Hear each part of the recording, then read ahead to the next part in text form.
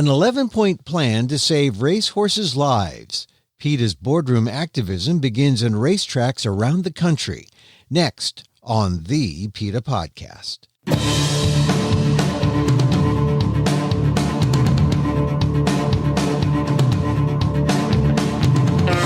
Welcome to the PETA Podcast. I'm Guillermo, your host for this behind-the-scenes look at PETA, the largest animal rights organization in the world. On today's episode, fighting horse racing in the boardrooms of the companies that profit from the exploitation of racehorses. PETA is bringing an 11-point plan that includes demands like a whip ban, restrictions on medications, and random drug testing of horses. All this comes as one of horse racing's banner events, the Breeders' Cup, happens this weekend. Here's my conversation with PETA's point person on horse racing, Senior VP Kathy Guillermo, on the PETA Podcast. What does the Breeders' Cup mean? How important is the Breeders' Cup? It's the fourth biggest racing weekend in the horse racing year. And while most people in the general public have no idea what the Breeders' Cup is, in the horse racing world, it's a big deal after the Triple Crown races. And so it's kind of like a landmark moment in the calendar where people say, hey, is the year winding down? This is sort of like the capper to the racing season, right? Because that begins again in January as they move on to the Kentucky Derby, right? Yes, and this is the oddest year because the Triple Crown races really just completed in October. And that's very unusual because all the races were delayed. But yes, a lot of money in these races and some very famous horses. The fact that we have the Breeders' Cup coming up, what is the news that PETA is making about being a shareholder? What is going on? It's shareholder activism. And this is something we pioneered for animal rights back in the late 80s, buying a certain number of shares in a company or companies that use or exploit animals in some way. And it gives us a seat at the table. So if we're pressing for changes that can mean something good for animals, that's one way we go about it. So shareholder activism, it's something that PETA does throughout all its interest in terms of trying to bring down the use of animals in entertainment and in animal testing, that kind of thing. So how effective can it be with by PETA having a share in these companies that participate in racetracks and horse racing? I've used this in so many other areas. I've used shareholder resolutions and the threat of a shareholder resolution in cosmetics testing, in other kinds of testing on animals done by companies. And the chief aspect of this that works for us is that it often brings a company to the table. So you have a horse racing company that owns a number of tracks, and they haven't been willing to sit down with us before. Suddenly, we're in the boardroom. We're talking to other shareholders. And there's a willingness to come forward and have a discussion with us that wasn't there before. What companies are you a shareholder in, and what kind of goals do you have? Well, we bought shares. And when I say we bought shares, it's not as though we're big shareholders.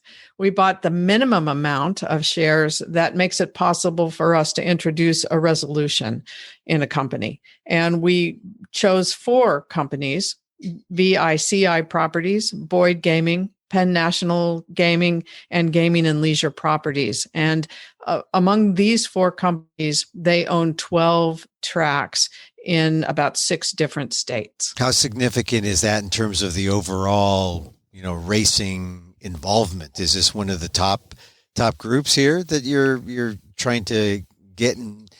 You're trying to get into the boardroom and direct how they do business? These are not the most famous tracks. They're some of the smaller tracks. And for us, that's key because we have a certain amount of cooperation among the very biggest tracks now after all of the scandals in California last year and the deaths at Santa Anita and the deaths at Belmont. We are now seeing these big tracks moving toward the kinds of changes that we're promoting. Not fast enough, but at least there's movement in that direction. These smaller tracks aren't really doing anything. Yeah. And that's what we need to change. We need to bring them along too. And I guess it's the smaller tracks too, where some of the things that they fly under the radar, and they can maybe get involved in some of the things that, would be under greater scrutiny at the bigger tracks, right? Yes.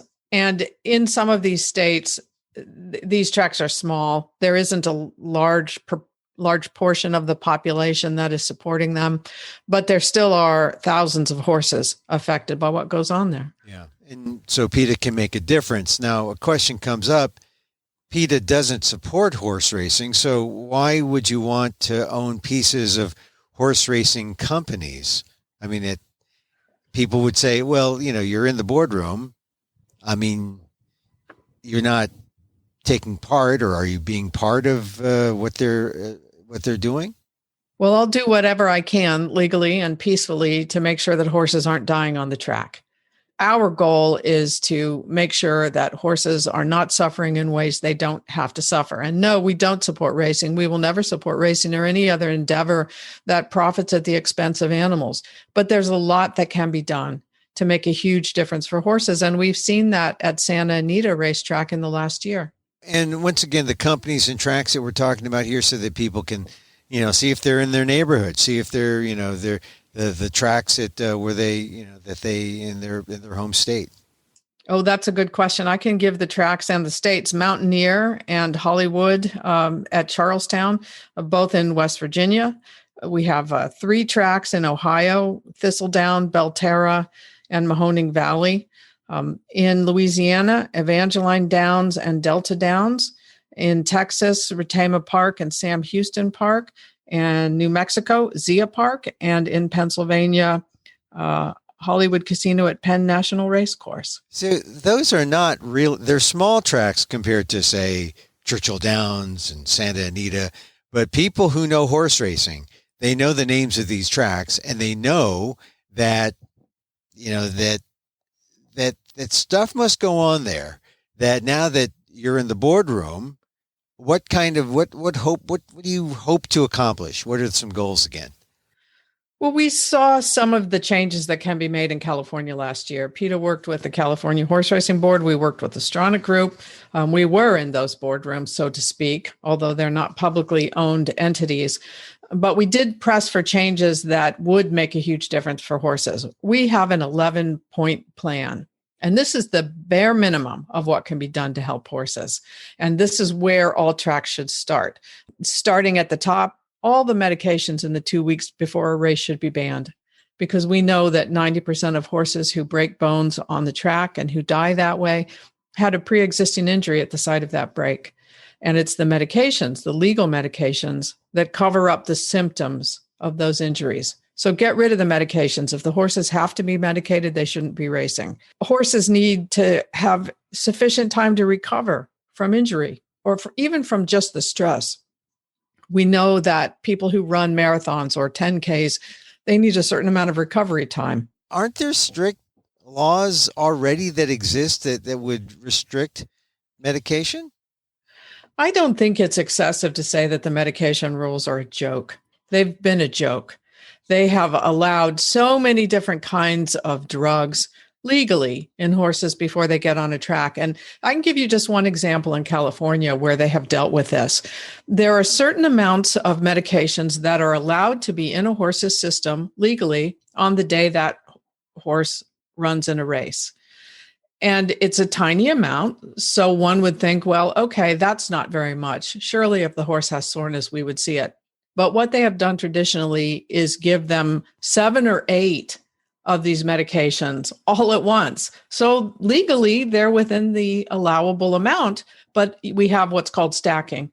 The use of all of these medications have a cumulative effect. And that's one of the first things that California got rid of, no stacking. And Kentucky is following suit, and we're expecting the other big racing states to do the same. So in some of these small states where these or these smaller tracks where where PETA is now in the boardroom, there's stacking allowed in those states? Yes. And part of the problem with racing is that every racing state has its own set of regulations. Yeah. And there have been attempts to standardize them. and they have not been incredibly successful. There's a federal legislation pending now that would do that, and it's legislation that was introduced as a result of our undercover investigation of trainer Steve Asmussen, and we're in favor of it. I think it doesn't go far enough, but it would certainly be better than what we have now. And so medication, that's number one. Number two, you mentioned is recovery time. Tell me about recovery time. Isn't that kind of standardized in the industry? I wish something were standardized in racing, but the only thing that seems to be standardized is do whatever you can to win. No, what we need to see is exactly what happens to humans. If you think about a person who runs a marathon or runs a 10K, they need a recovery time at the end of that stress to their bones and to their muscles and to their systems. Horses need the same thing. They need to be allowed sufficient time to recover, even just from the stress of racing or training. And if they're injured, they may need more time. Rather than just medicating these horses with muscle relaxants and anti-inflammatories and sedatives and painkillers, give them time to rest and give them time to turn out someplace where they can be in a field where they should be. What would be the ideal recovery time? It would be standard, or would it be just per individual horse? How would you do it? It depends very much on the horse and what kind of stress that horse has been under. What we know, though, is that if a horse is showing soreness, then don't simply drug it away. That's the takeaway. We need veterinarians, by the way, who will do what they're supposed to do and act in the best interest of the horses and not just be the drug supplier for the trainers. All right. What's point number 3? Install cutting-edge CT scan equipment at all tracks. And I'm very passionate about this because, as I mentioned before, we know that 90% of broken bones occur at the site of a pre-existing injury. Sometimes that's not visible either because of medication or because it's too soon in the injury for that soreness to show. But Curve Beam and Dr. Sheila Lyons have developed a standing CT scanning imaging machine where horses don't have to be drugged to do it. It's very quick. All 4 legs can be scanned in a matter of minutes, and it doesn't cause any problem to the horse because it's low radiation or to the humans who are involved. This can be used to screen horses. So if an injury isn't visible, then it would become visible on this 3-dimensional imaging that will come out of it. And if I could just give you an example from today's headlines in Australia, it's the Melbourne Cup right now in Australia, which is very much like Kentucky Derby weekend in the United States. And there was already a death of a horse. And last year, before the Melbourne Cup, Racing Victoria used CT scanning equipment and they screened all the horses. And it was controversial because they eliminated 2 of the horses from the race because of what they saw on the images. They saw that there were injuries. So to protect the horses, they scratched them from the race. This year, they decided they wouldn't screen every horse, but they would just use it diagnostically. If they saw soreness in the horse, they might have the horse go through the CT scan. So as a result, in my opinion, what we have is a dead horse because they didn't use the equipment properly. So simply by putting a machine, this CAT scanner, you could prevent deaths, and it would be a lot safer, a lot better for the horses. I think in the past, they haven't wanted to use this because they haven't wanted to know. It would mean that too many people couldn't race their horses. Too many horses would not be considered fit enough to race, and they've avoided it. We're past that point now. They really need to pay attention to this. Well, it's sort of like the ignorance is bliss strategy by not wanting to do more COVID testing, for example. So if you test and you see that a horse is lame, and a CAT scan gives that information, or horse race owners can prevent their horse from going, from breaking down. What is point number 4? Replace the dirt tracks with high quality synthetic surface like PETA, which is a brand, one of the synthetic brands. The statistics are very clear on this, and they come from the racing industry itself. Fewer horses die on synthetic tracks. Wow. It's just that simple. So get rid of the dirt and put in the synthetic. They've been playing around with this at other places for years.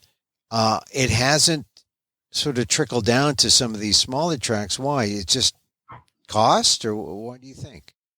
What I'm told by people in the racing industry is that the owners and the trainers like the dirt.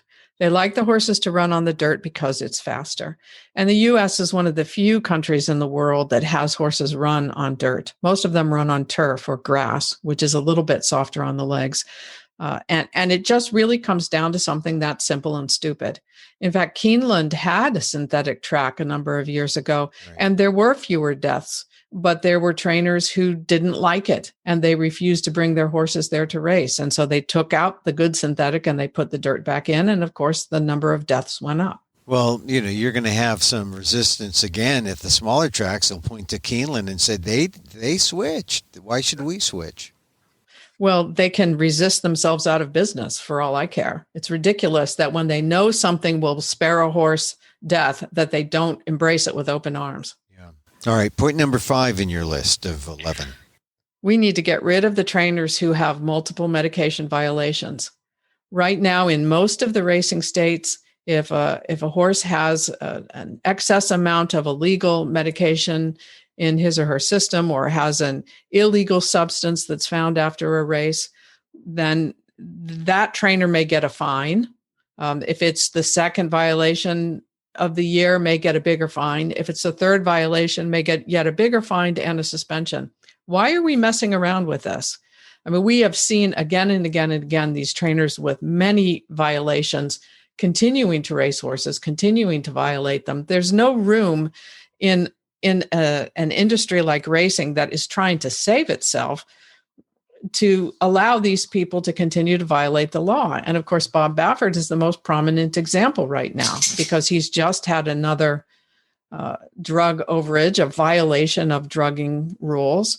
And he's going to be at Breeders' Cup this weekend with at least 3 horses. So he got that the fine or the designation about being over in terms of drugs in California, right? There was one in California. Most recently, it was in Kentucky. He had 2 in Louisiana. He's had 3 this year. He's disputing them and he's appealing the decisions. And there's a whole adjudication process. But in my opinion, anyone who has a horse who dies on a track or anyone who has a medication violation should be immediately suspended. And after 3 violations, kick them out. Kick them out. We don't need to risk horses' lives because some people can't follow the rules. Well, that's probably going to be highly contested, your point number 5. But let's move on. Point number 6 is what? Get rid of the whip. Stop beating horses while they run around an oval for entertainment of humans. It's the most visible form of animal abuse in racing. We know a lot goes on in racing that's abusive, but everybody sees them beating the horses. It's not necessary. Studies show it's actually counterproductive or at least doesn't make the horses go faster. New Jersey has just banned whipping horses to make them go faster, and every state needs to do the same. I thought other states like California supposedly had banned the whip, and maybe that was going to be a model, but people haven't. Well, what has happened in California, and have people taken to it as a model? It's got mixed reviews. It depends on whom you ask, but you're right. Santa Anita Racetrack in California proposed a ban on the use of the whip to make horses go faster. And they enforced it at their own track for horses in training. When it came to it, the California Horse Racing Board weakened that. They did enact what was at that time the strongest rule in the country, and that is that a horse can be struck, hit, beaten, let's call it what it is, no more than 5 times during a race. And it has to be what they call underhanded, so that the jockey cannot lift his arm above his shoulder and strike that horse in that very painful and difficult way. Kentucky followed suit with that, and a number of states are also considering rules. New Jersey now has set the standard, though. So what was considered progressive a couple of months ago in California is now behind the times. Yeah. So, and this is for all horses in New Jersey, just thoroughbreds, standardbreds, all racing? It's for all of them. It's for the thoroughbreds and it's for the standardbreds who, for our listeners aren't aware, are the harness racing horses. And there's a pretty good sized harness racing industry in New Jersey. So that's significant. Right. Okay. Number 7. What's number 7? We need to get rid of what's called timed sprints at the 2-year-old in training auctions. And this is a little difficult to understand unless you've seen our undercover investigation of these auctions. And what we're talking about are these auctions where 2-year-old horses, or sometimes even younger, are put up for sale. And in order to showcase how fast they can go, they whip these horses into a frenzy before they cross the start line and race them around the track at a speed faster than they will ever again go in their lives. So these are baby horses. They're new to tracks. They don't know what they're doing. And there are numerous injuries and numerous deaths. And if you look at our video on that at PETA.org, it's really quite shocking. We've seen some move in the direction of getting rid of these timed sprints, they're called, because they time the horses to see how fast they go. But it needs to be banned completely. It really is kind of, you don't really understand what's going on because it's like a 3-ring, well, I don't hate to use the term 3-ring circus, but there's that's a very, very bad term to use in this context. But there's a lot of activity going on and you don't really know. And then suddenly you see a horse breaking, a 2-year-old, and they're running and you see, then there's a clock. And I can see why this is important for the people who are at the auction, because if you're a buyer, you want a fast horse. If you're a seller, you want to bid up the price. Hey, look how fast my horse runs. But it's strange if the horse is still in development and may never run this fast again. You don't know how it's going to run as a 3-year-old. Hopefully better, but it could also break down during this sprint, this test run. So it's extremely dangerous. And there are very famous examples of these baby horses, because let's call them what they are. Yeah. There are examples of these very young horses who sprint at a tremendous speed and then go on in their so-called racing careers, never to go anywhere near that fast again. Yeah. But they believe in the racing world that it drives up the prices of these horses, so they like it. So we need a uniformity on this. Last year in California, when the auctions were held at Santa Anita, they enforced rules that there would be no time sprints, and that was great progress. We need to see them all moving in that direction. All right, so ban of the time sprints. That was number 7. What's number 8? Be transparent. I mean, if we learned anything from the disaster that was horse racing in California in 2019, it's that the public wants to know what's going on and they want racing to be held accountable. And these tracks need to be posting, and the state horse racing boards need to be posting what happens with these horses who break down. All the reports on the necropsy should be made public. All of the violations should be made public immediately. Everything that happens needs to be made public. Yeah, I have to say that a lot of the way horse racing has run over the last, for decades in all its history has been to be somewhat, it hides what, if a horse breaks down, they pull up the curtain at the track and you don't know what's going on. Those screens that they put up in front of a horse who's broken a leg on a track are an amazing metaphor for what goes on in so much of the industry. Part of being transparent means keeping track of what happens to all of the thoroughbred foals born in America. Last year, I believe there were 19,000 thoroughbred foals born in the U.S. A fraction of those end up on the racetrack with so-called racing careers. What happens to the rest of them? And what happens to all the thoroughbreds at the end of their racing days?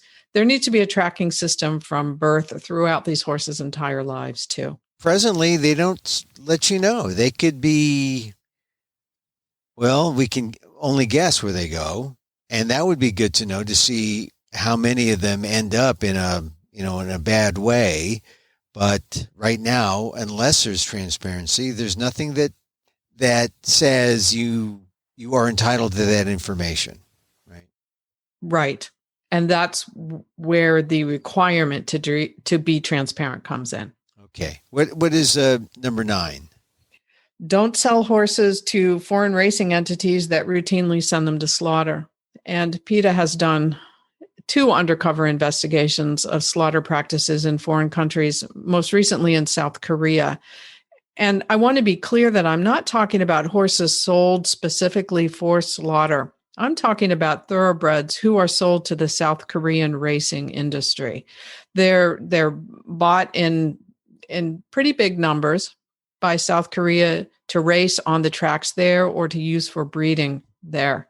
And what we learned is that virtually every horse, when they're no longer useful to the racing world there, ends up in a horse slaughterhouse or another slaughterhouse that slaughters more than just horses, and their flesh is consumed. And our investigation, you can see it on PETA.org or Google PETA South Korea horse racing video.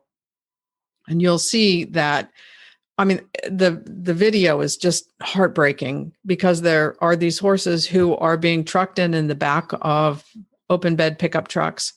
They were beaten to get them to go into the chute, into the slaughterhouse, which is illegal. They were slaughtered in front of each other, which is illegal.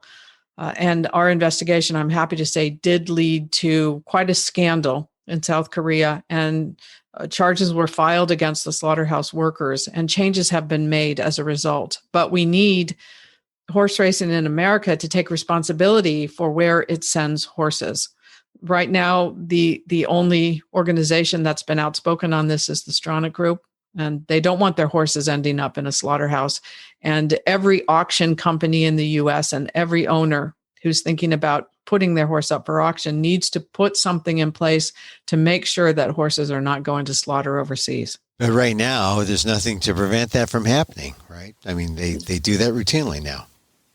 There's not a thing to prevent it. And again, this has been another example of the racing industry not wanting to know. Every time we come out with one of these video undercover investigations, people don't want to know. And what do they think happens? I mean, they really don't want to know because then they might feel bad or might have to take responsibility for it. But our job is to get it out there and not let them turn the other way. All right. So number 9, no foreign sales of racehorses in America to those foreign interests. What's number 10? Take care of the horses when their racing days are over. It was shocking to us when we first began working on this issue, and we began to look at the horse auctions in the U.S. where thoroughbreds can be purchased and then shipped to slaughter in Mexico or Canada. It was shocking to us to find out how many thoroughbreds there were. We did work with the Jockey Club and others in the racing industry to get the Thoroughbred Aftercare Alliance started, which is the very first industry-supported aftercare program for thoroughbred racehorses. And that has taken the edge off it. And it's a funny way for me to say it that way. But what I mean is it has provided a safe place for many horses to go, but they're underfunded. And there needs to be a better tracking system in place so that we know, are all the horses being taken care of? How many of them are actually going someplace decent? So everybody has to take responsibility starting from the moment the foal is born. But tracks have a role to play in this too, because there are some tracks who mandate that no horses can go to auctions where they might end up in slaughter from their tracks. And if they've got these rules, they need to be enforced properly. And if they don't have them, they need to get them. So you're really talking about a kind of social security for horses, really. Yes, it's a safety net, and for horses, it's really a matter of life and death. It's a matter of life and death. When you're 6 years old and your body is burnt out and used up because you've been overworked for 4 years of your very short life, they need some special care. And I've seen some of the places that take in some of these horses, and they deal with PTSD among former racehorses. And they have to get these horses back to a point where they can enjoy life again and trust humans again. And it needs to be taken very seriously by the racing industry. They've given it short shrift for decades, and they're paying lip service to it now. And we need a real commitment from every track on this. Well, when you think about it, like you said, the concentrated use of the horse between age 2 to age maybe 5, those 3 years. I mean, very rarely do you see a 6, a 7, 8-year-old horse, even though these horses can live for a long time, longer than just, a 3-year-old or a 4-year-old. I mean, a 20-year-old horse is not uncommon just running around in the pasture if they're treated well, right? I mean, the lifespan of a horse should be more than just 3 years on the racetrack and then you're sent off to slaughter or something, right?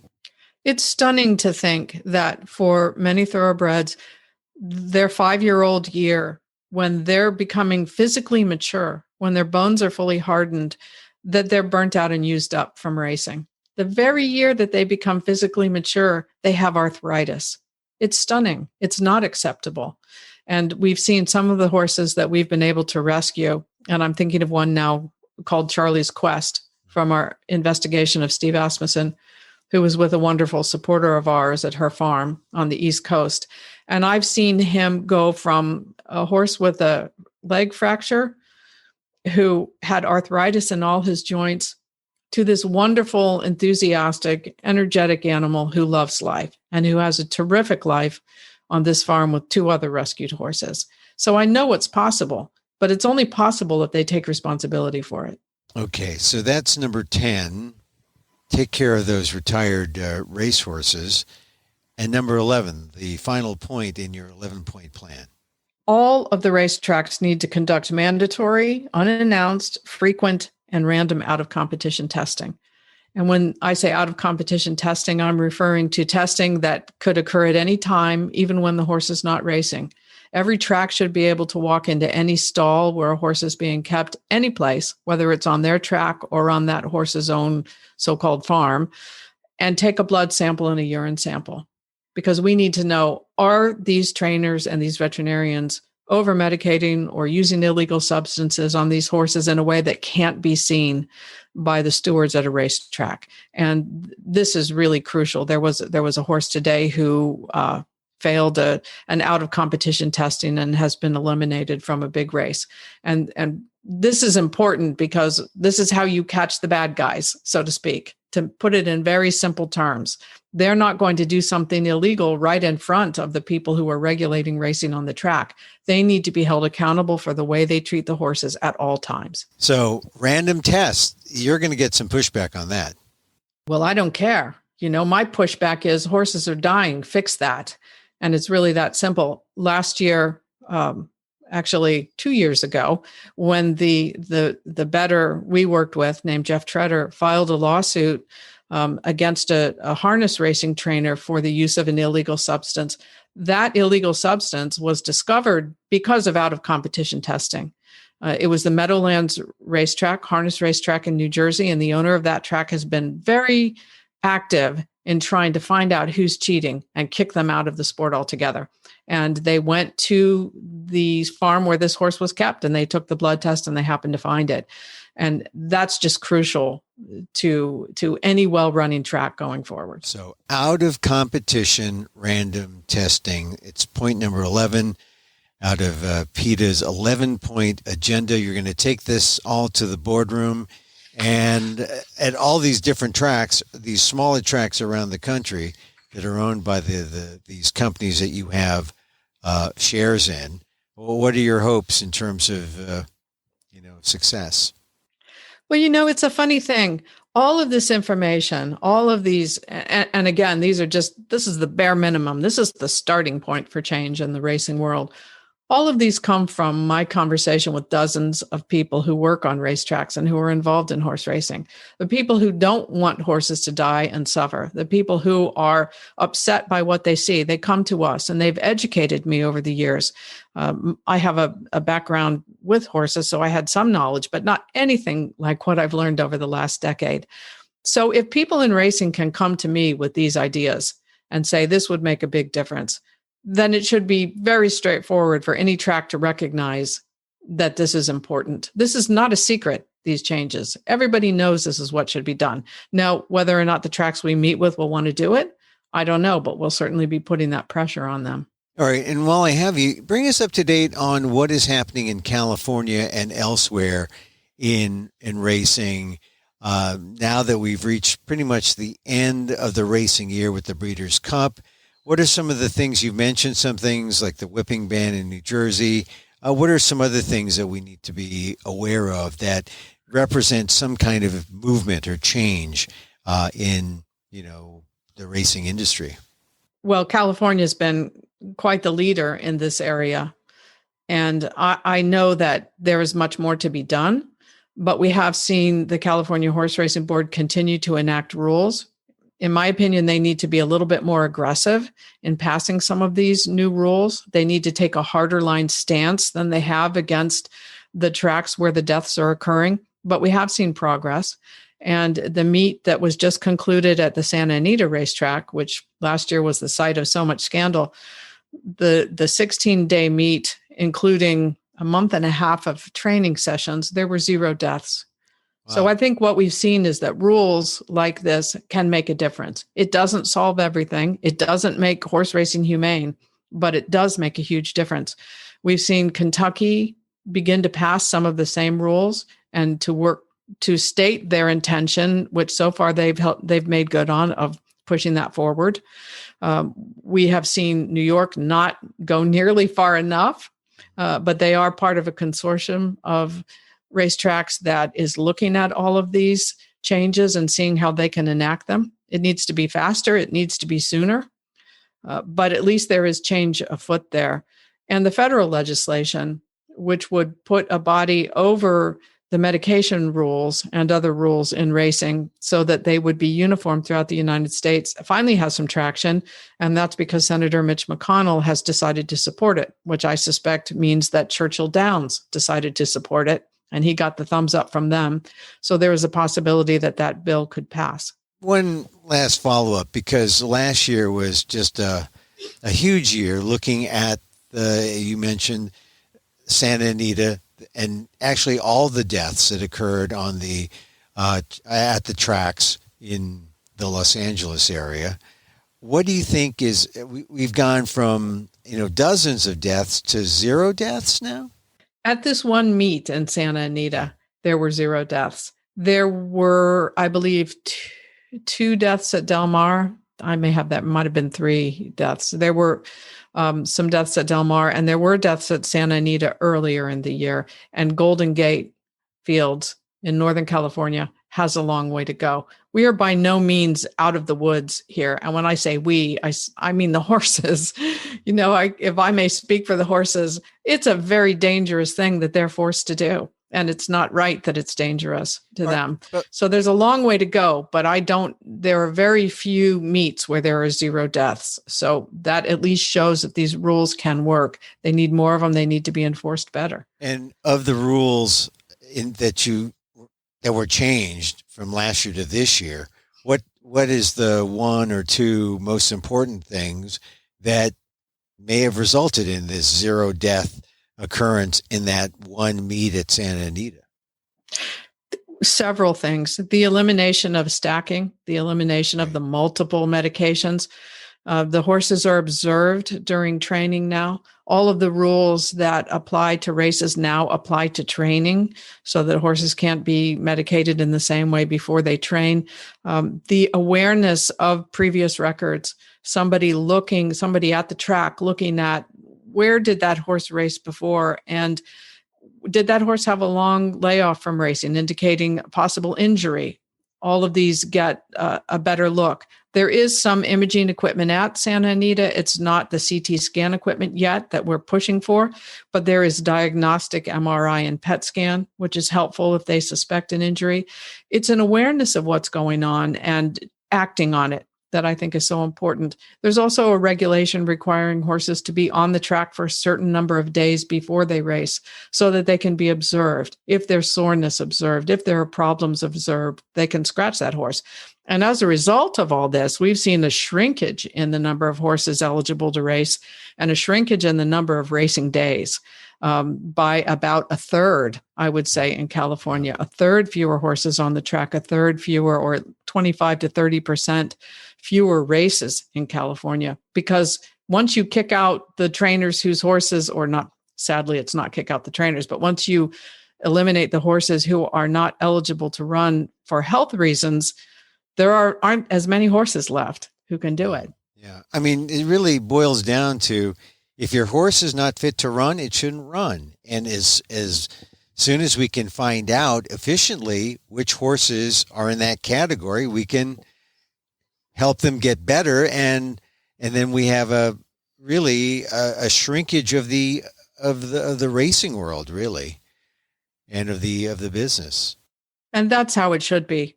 That's really how it should be. I mean, it should be not at all. But if there is going to be racing, it needs to be restricted to the horses who aren't actually being killed to do it.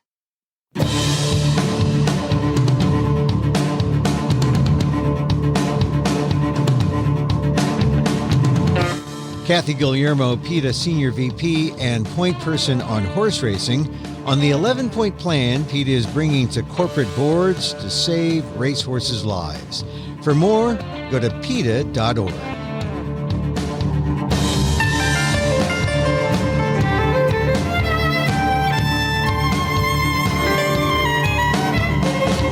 And that's our show this time out. Hey, contact us at PETA.org.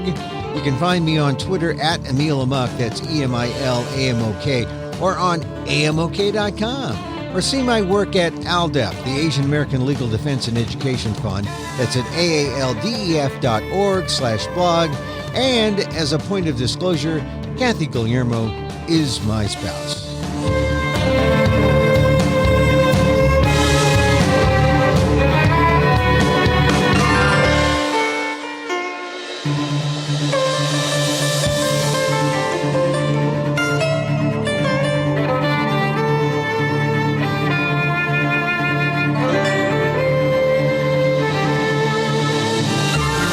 Once again, thank you for listening. Check out all our episodes on your favorite podcast app or on Apple Podcasts, where you can rate and review the show. It helps get the word out about the issues you care about.